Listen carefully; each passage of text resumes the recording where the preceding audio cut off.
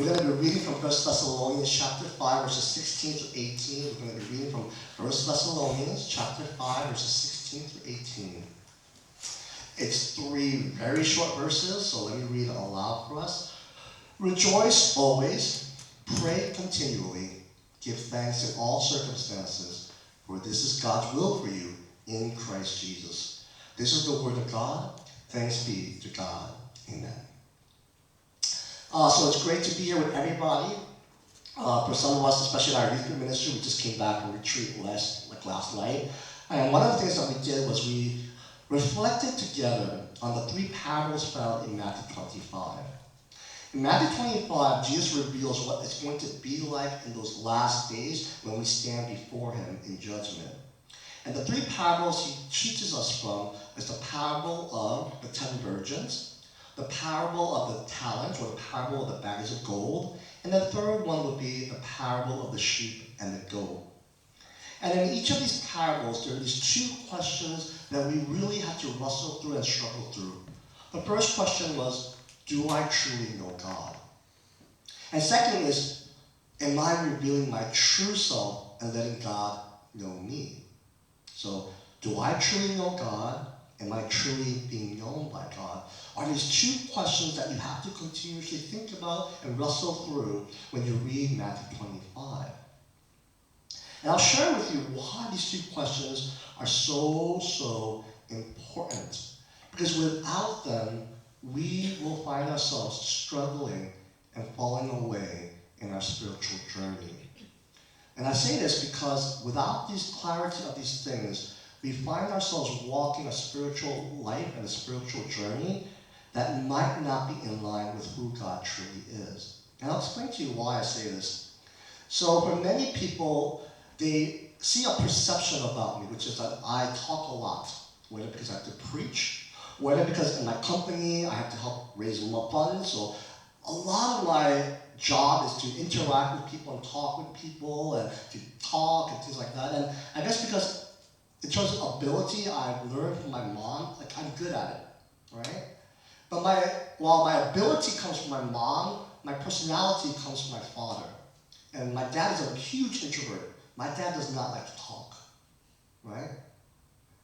And so, for me as well, while publicly I'm a big speaker, I talk all the time, at home, if you ever see me, I'm like a mute, right? My mom will come and be like, did you eat? I don't even use words, right? Are you tired? Right? Do you need anything? That's like what it was last night, my conversation with my mother, right? I can't even use words, right? When I'm with Kyle, people hear about how I spend so much time with my youngest nephew, Kyle. Do you know what my time with Kyle is like? I'm just lying next to him, watching him play iPad for an hour. We don't talk. I'm just lying next to him, just watching him, right? That's my personality. And what happened is this. I remember in one of my very first mission trips I led, a lot of people didn't know that about me, a lot of the members. They just knew their perception about me, which is that when they see me at church, I'm always intermingling with members and talking and welcoming newcomers. And so they have this high expectation of what it would be like to go on missions with me. And they see me interacting with the Nicaraguan kids, right? They see me talking with all these pastors and churches and thinking like, great. And then now it's back to our facility and we're all by ourselves and they're thinking, yay, now we have Pastor YJ all to ourselves, right? And we're going to play games, we're going to talk all night, and all this stuff's happening, right? And I come and we have a team meeting and they're all sitting together and I'm even in my seat, I'm like separating myself from them, right? And I sit down by myself and we talk. Well, they talk, right? And they play games. And I'm sitting there doing what? Nothing, just watching. When they share about how the day was, I'm like, right? It's like, do you want to play games with us? Right? And this happened the first night, and the second night, and the third night, right? And then they come to me, he's like, Pastor YJ, can we talk with you? And you can tell, like, they're serious. It's a serious question, right? Is that what I was, Pastor YJ, can we talk with you? Pastor YJ, can we talk with you? And I could tell, it's serious. So I'm like, hey, sure, let's get together, let's talk. So we have a team meeting, emergency team meeting, and they asked me, Pastor YJ, what did we do? Why do you hate us? I'm like, what? I don't hate you guys. So why are you angry with us? I'm not angry with any of you. Then why are you giving us a silent treatment? And I'm like, I'm not. And I tell them, I'm going to be very honest with you guys. You guys think I'm very extroverted. You guys think that I love talking and things like that. I don't. It's work for me. It's hard. So guess what? When I'm with those kids, when I'm talking to all these pastors, it's work. And I'm getting depleted and drained. And by the end of the night, guess what? I'm done. I have nothing left. So my real natural self comes out. And my real natural self is not the talker. My real natural self is that's me, right? That's what it is. I share this story with you not to be humorous, but to, once again, because of their perception of me, not their real knowing of me, but their perception of me, they had expectations of their experience with me that wasn't actually reasonable and real. And so they were disappointed and frustrated and angry. And part of the principles that we have to ask ourselves is this: do I truly know God? Because if you don't, you will find yourselves having expectations of God and your experience with God and the journey with God that actually aren't reasonable and correct. And you will find yourself frustrated, angry, upset, disappointed, right? And will want to walk away from your faith. This isn't what I thought, kind of thing. All right? The second reason why I'm going to share with you as to why it's so important for us to truly understand and know God and to be known by Him is this: the very same reason why you will love someone or something eventually will be the very same reason why you will hate them. I'll give you two examples. First example is this: my boss, right, just bought a new house last year. She has 3 children. Her mom's sick, so she wanted her mom to live with her. And then, of course, her husband's mom started to get sick, and the husband's mom often come and stay with them as well. And because you have so many people in a cramped house, inevitably what happens? So much fighting. Right? So much fighting. Get out of the bathroom! I have to go now! Right? So much fighting going on. She's like, I can't stand all this fighting and noise. So she bought a new house. Much bigger house. Right? And she's like, YJ, I love this house, right? Everyone has their own room. We have such a big backyard. We have all these trees. I love my house. Love my house. And she kept saying this to me for months at a time.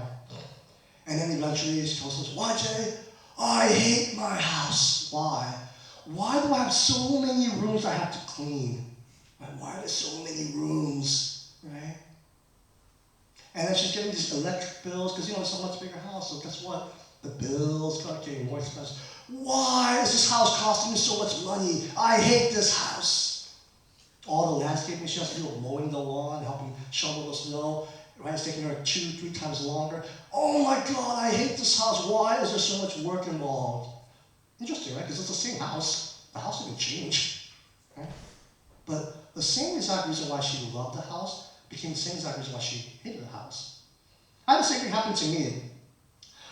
A while back, there was a girl I was dating, right? And part of the reason why she, I think, liked me was because, number one, she was very, very, high achieving, right? She wanted to become partner at her firm, right? And so she saw, my desire to want to be excellent, my, kind of feelings like, oh, he gets me, he understands me, he's hardworking as well, just like me, right? Not one of these, lazy boys I keep on dating, right? It's great, right? So great. And she's also very introverted.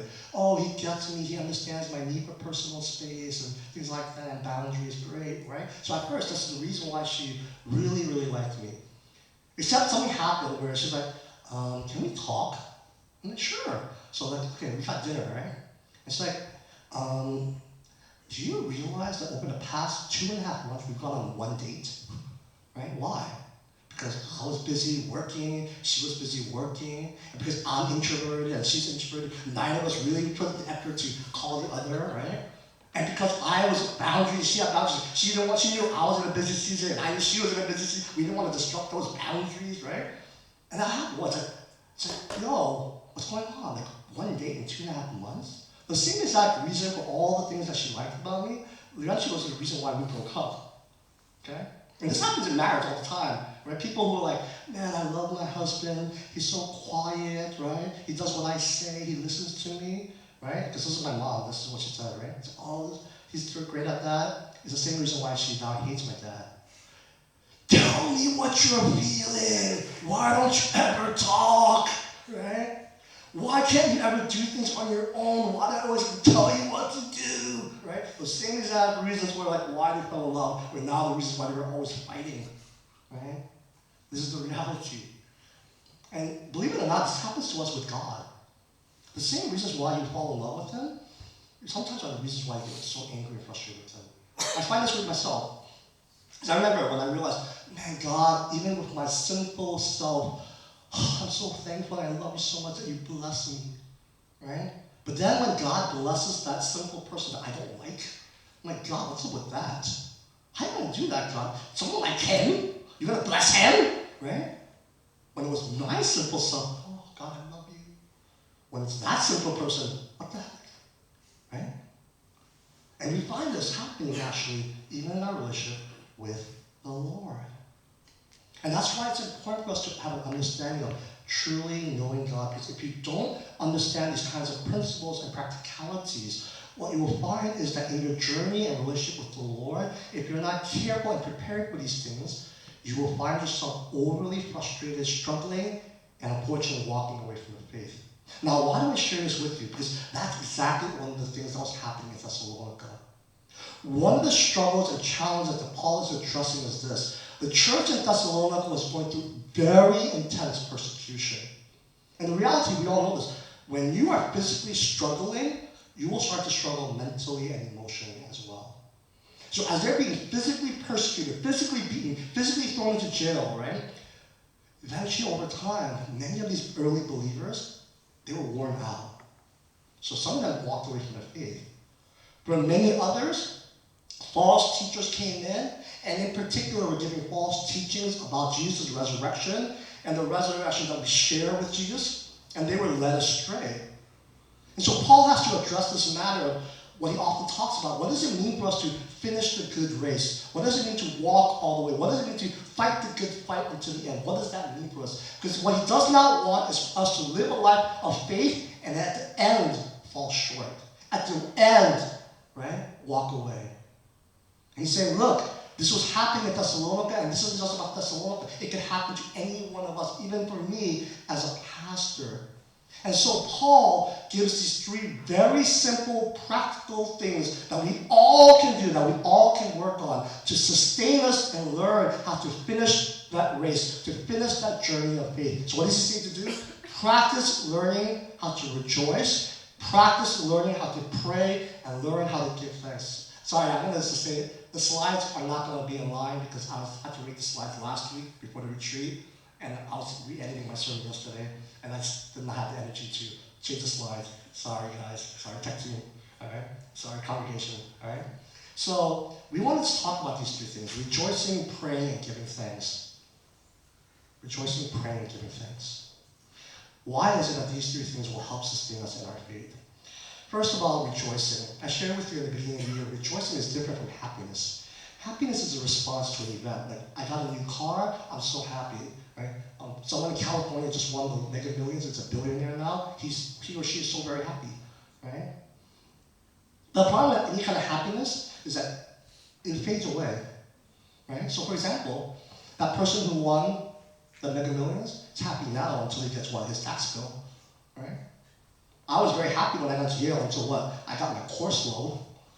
Aaron was very happy to get into West Point until he had to wake up at 5 in the morning every single day, right, to exercise. The happiness fades away very fast. Joy is a response to good news. It's a response to truth.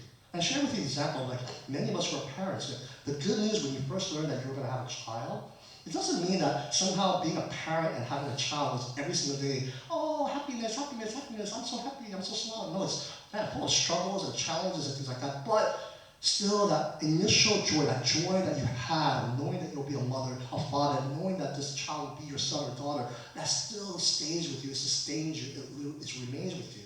And so joy, as a response to this good news, is something that lasts, it stays with us. Now, why does practicing that rejoicing so imperative, important in our journey of faith. This is what I realized. In any great moment of joy, you might not realize this, but you all make a promise. Right? Think about it. Like, as a husband and a wife, on that marriage day, on the day of the wedding, right? Like, I had to officiate Tim and Jenny's wedding, one of my favorite weddings to officiate, right? They have to make a promise to each other. To what? To love and to be there for each other through what? Sickness and in health, through prosperity and poverty, and good times and in bad. I know for me, when my sister had her first son, my oldest nephew Luke, I remember holding him in my hands for the very first time. I remember holding him and saying, wow, wait, Lukey, I'm going to love you for the rest of my life. I'm always going to be there for you. I'm always going to be someone you can lean on and trust in, be dependent for. I'm always going to provide for you. I'm going to do whatever it takes. I promise this. I'm sure many of you who are parents probably do the same thing. You don't, it just naturally comes out of you. Like, I didn't plan to say it, it just came out of me as I saw him for the first time in heaven. But I want to think about that promise. When I told Lukey, I'm always going to be there for you, did I mean when you were cute? Did I mean when you're listening to me only? Only when you're making me happy? Or did I mean, like, I know that there's going to be some rough times ahead. I know that you're going to be rebellious. I know you're going to tell me I'm the worst person ever. Right? I know you're going to tell me sometimes, you're going to tell me, get away from me, uncle. I know there's going to be times when you use me because all you want from me is money. Right? I know all these things are going to happen, but still, what am I saying? I'm going to choose to love you. Why do we rejoice always? Because we need to remember that. Because in the times of hardships and sufferings, we forget. Right? We forget. So we rejoice always because not only the idea, the nostalgia of the moment, not only the feeling of the moment, we go back to the moment and remember those promises, we remember those vows. Oh, when I said to my spouse, I will be there for you and love you in times of sickness and in poverty. Well, this is those impoverished moments. You know what? Let me be faithful to that commitment. Let me be there for that person. When I told Lukey I was going to love him always, yeah, guess what? This morning, when I knocked on his door, the first thing he said to me was, get out! Guess what? I had to say, and this is like, I hadn't seen it, right? After 4 days. I had to say what? I choose to love him. I choose to commit to that vow. This is what it means to rejoice always. It's not only about the feeling. It's not always about, hey, discipline yourselves to always be happy and smiling. It's not ideal. Be faithful to those commitments and those great moments of joy that you made. And this is true of our relationship with the Lord. I don't know how you guys were, but I know for me, when I truly understood who I was, and when I truly understood who God was, and I truly understood that I was saved, I knew I made promises to the Lord. God, we just said actually, all my life is yours. God, I will do whatever you tell me to do. God, I'm going to love you forever. Right? We say these things, sing these things, we say these things all the time. And in those moments when it's hard, it's difficult, it's a struggle, you need to remember to rejoice. Not only the sense of emotion, but to go back to that moment. What did I promise? What did I commit to? And this is a time, this moment is a part of that commitment.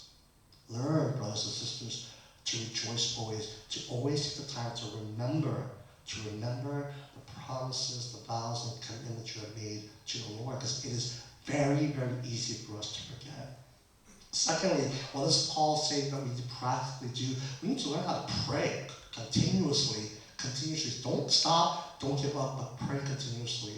And what does that mean? Well, we know basically that prayer is about communication, right? Like one of the very foundational, fundamental definitions of prayer is communication, so communicating with God. Now, let me say this. We have to really evaluate how we're communicating. Because I'll be honest, as someone who does this for a living, I find a lot of people who think they're great communicators, but are absolutely terrible. So there's two kinds of people who think they're great, but stink. The first one is this, the person who talks a lot, right? The person who talks a lot. So don't tell me, Pastor Watson, I'm a great communicator. When I have conversations with people, we talk for hours. And then when I observe them, we weren't talking for hours. You were talking for hours. Right? You were talking for hours. There was no communication going on. There was no listening from you. You were just blah, blah, blah, blah, blah. And then there's other people who are what? Great listeners. Great listeners. But man, they don't say a word. Right? They don't talk at all. That's me, right? That's me. A lot of people, whenever I have a small group, people are like, Pastor YJ is the best communicator ever. Why? Because these girls love to talk, and I love to listen. Right? But like I said, none of them actually knew me. Right? But in actuality, these people deceive themselves and think they're good communicators, but they're not. So communication is about both the speaking and the listening. And we know this actually in the Bible. It talks about this, about prayer. Jesus in the Gospels, when he's teaching about prayer, says, you know who you shouldn't pray like? One of the groups of people you shouldn't pray like are the pagans. Why does he say that? He says the pagans, what they do is they blabber on and on and on and on and on and on and on and on and on. Right? That's how they pray. What is he saying? The problem with some of you guys is that you pray like the pagans, meaning you talk, you never listen to God. Right? I'll be honest, I know a lot of people like that. They'll come to church and pray for 3 hours, and I can hear them, and I never hear them actually listen to the Lord. I can never see them listen to it, and I know the evidence of that is because they never change. Right? So these people are like, I'm a prayer warrior. No, you're not. You're someone who likes to complain and talk a lot. You don't actually pray. Others are people who are like, I love to listen to the Lord. So I'm a big prayer warrior. And in the book of James, in his letter, he says, you know what? Some of you, the reason why you're not receiving from the Lord, you're not hearing answers for your prayers from the Lord, is because what? You don't speak. You don't receive because you don't ask. You need to learn how to talk in your prayers. God is wanting to listen to you. He's waiting for that. See, God wants communication with us, meaning he wants us to speak. He wants us to learn how to listen. And so Paul says you need to be someone who what? Prays continually. Meaning not only in the sense of always doing it, because that's where people deceive themselves. I'm always listening, but Pastor, like I'm always talking. No, it's you recognize the fact that you are not a good communicator, and you're constantly working at it. Constantly working at it. You know, sometimes I do marriage counseling for some reason. I'm not married, but I do marriage counseling. And then Pastor, we have this great session. Oh, Pastor YJ, this is a great session. Everything's okay now. And then what happens 3 years later? Pastor YJ, we're having the same problems over again. Why? Because they don't keep on working at it. You got to keep working at it, practicing it, discipline. This is true of anything. Right? When you do sports, just because you do it well once doesn't mean you're expert at it. You got to keep practicing it over and over and over again. Just because you can run a marathon one time doesn't mean you're great at it. You got to keep doing it over and over and over again. And so we have to learn that. Just because you had a great prayer session one time or a few times or one season does not make you great at prayer. You have to recognize that you are someone who's weak at it and continuously practice, work, grow in your prayer life. Lastly, what does Paul say practically that we all need to learn how to do? Give thanks in every circumstance. Give thanks in every circumstance. Right? And this is what I will say about this. I think I realized why giving thanks is so important. Because when something is bothersome or painful, you'll realize that's all you can think about. You know, the other day, right, I was cleaning up something, and unfortunately there was like a broken glass, and the place in that broken glass got stuck in my finger, right? And the thing that came out to me was what? Ah! And you know what? I always exaggerate when I was what? I'm going to die. Right? I'm in so much pain, right? Why? Because human nature is when you are in pain, every part of your body, that's all you can think about. Think about how small this little part of my finger is, proportion to my whole body. But it's interesting that my whole thoughts, all my emotions, all of who I was, all I could think about was what? This little bit of pain. That's all I could see, all I could think about. See, and I think Paul is understanding that reality for us spiritually, emotionally, and mentally as well. When things go bad, when we suffer, when we're hurting, suddenly that's all you can see. It's all you can think about. That's all you know. Right? I've heard this, people say this all the time, that nothing ever goes right in my life while they're driving what? Their new car. Right? Right? Nothing ever goes right. Why? Because all we can think about mentally, emotionally is that suffering, that moment. It's not to demean that moment, but it's so easy for us to get distracted and lost into that pain that we forget everything else. So what does Paul say? It's important for you in all circumstances to learn how to give thanks. Not this superficial things of like kind of begrudgingly learn how to say thank you, but it's a way of reminding yourself, right? It's a way of reminding yourself, man, in the times of the suffering, even in the midst of the suffering, there is still goodness that God is bestowing unto me.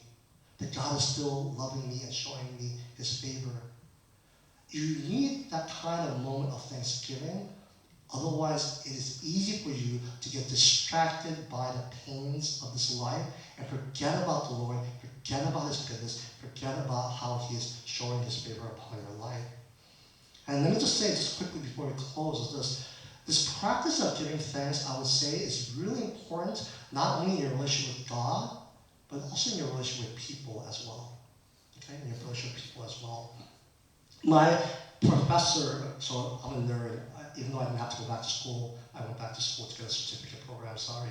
So my professor was talking about this. He says that one of the things that he loves to do in marriage counseling is that he loves to have the husband and the wife look at each other and then start sharing back and forth things that they're thankful about each other. You know why? Because he says he finds that in the midst of their conflict, in the midst of their tension, in the midst of their fighting, they realize all they can think about and see about is the negative things. You're always snoring so loudly at night. You're always moving around in the bed. I can't get any sleep because of you. Your cooking is terrible. You always grind your teeth when you eat. That's all I can think about. So when you give thanks, suddenly you remember, you know what, I'm thankful for this. Well, I'm thankful for that. And as you do that, you allow yourselves actually to remember these good moments. And they say that a lot of times when this happens, a lot of that first love, a lot of that affection, it starts to get restored. Why? Because you're not being completely drained mentally, emotionally by focusing only on those negative